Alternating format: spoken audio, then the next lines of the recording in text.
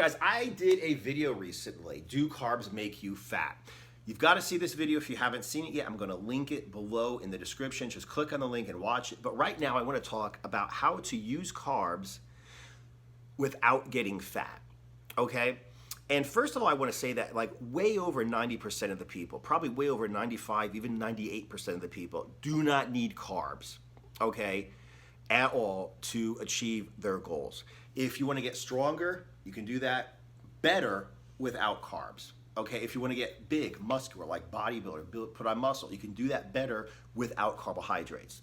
Okay, if you want for like health or longevity purposes, you just want to become a strong person who will stay stronger as you age, you don't need carbohydrates to do that. Okay, and it is much easier, as I described in my last video, to build muscle and stay lean by not taking in carbohydrates. It's possible to take in carbs and stay lean, but it's easier to not take in carbs and stay lean, okay? So most people should just not even take in carbs, but there are people who do better with carbohydrates than without, and those are the people who do high intensity exercises. So imagine a sprinter who goes all out and kills it and then has to recover and sprint again, okay? Imagine, a boxer or a kickboxer who has to go all out on the pads for a few seconds, then circle around and recover, and then all out on the pads for a few seconds and circle around and recover, or the bag, sparring, okay, where they have to just kill it, give 100% for a few seconds, and then take a few seconds to recover, and then kill it again for a few seconds and take a few seconds to recover.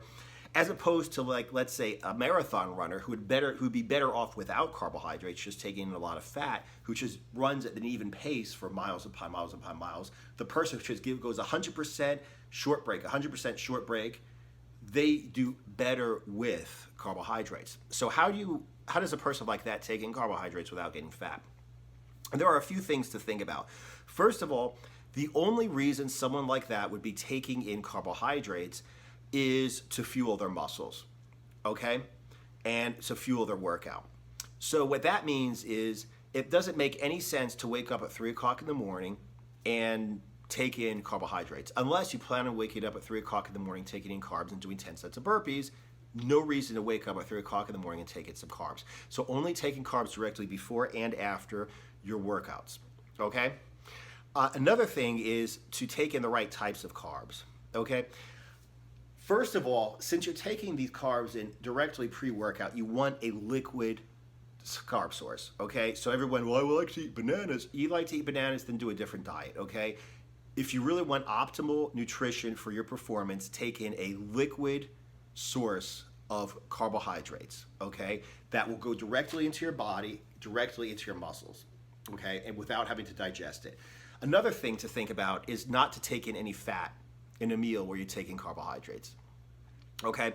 Aside from fat storage purposes, the really big important thing here is fat slows your digestion.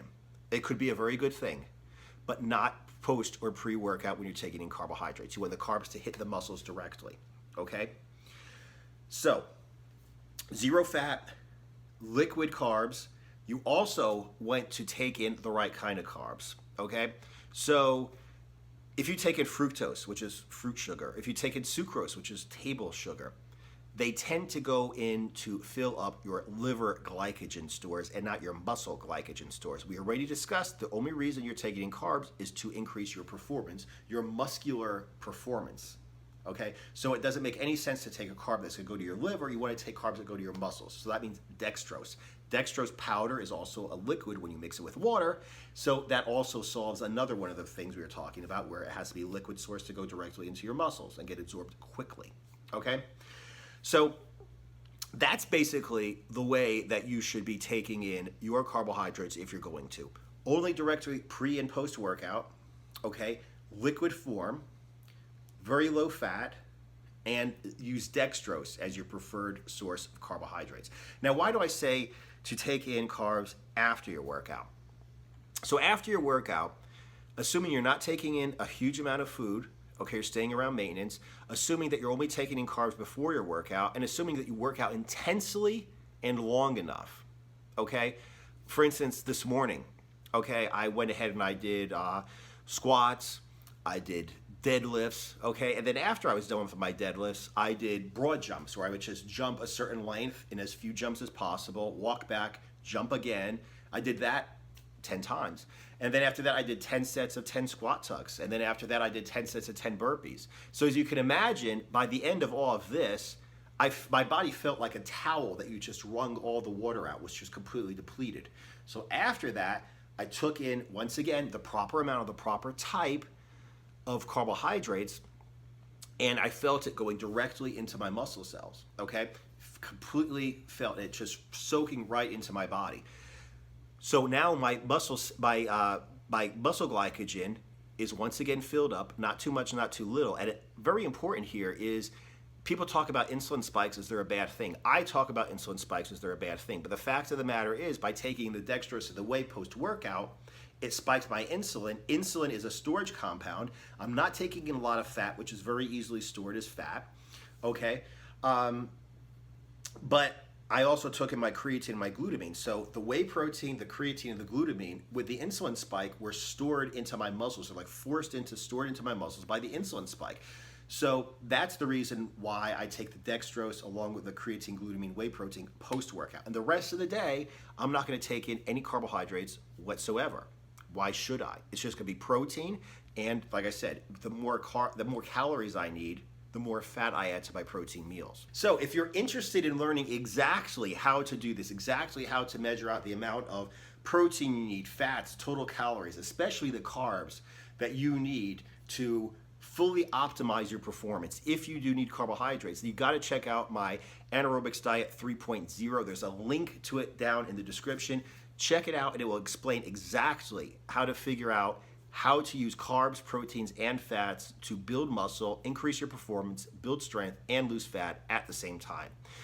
If you're not one of those people, if you would do better on just fats and protein with no carbs, and like I said, most people do not need carbohydrates, then check out on the link below in the description for my low carb cutting and bulking diet.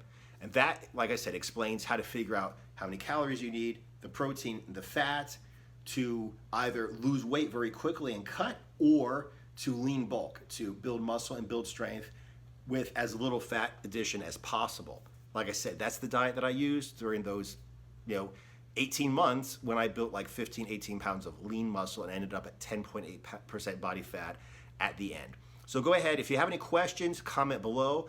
And otherwise, like I said, check out those two diets, because depending upon the type of workouts you do and the type of sport you do, one of those two diets is going to be exactly perfect for you to build strength, build muscle, and cut fat without getting fat when you build the muscle.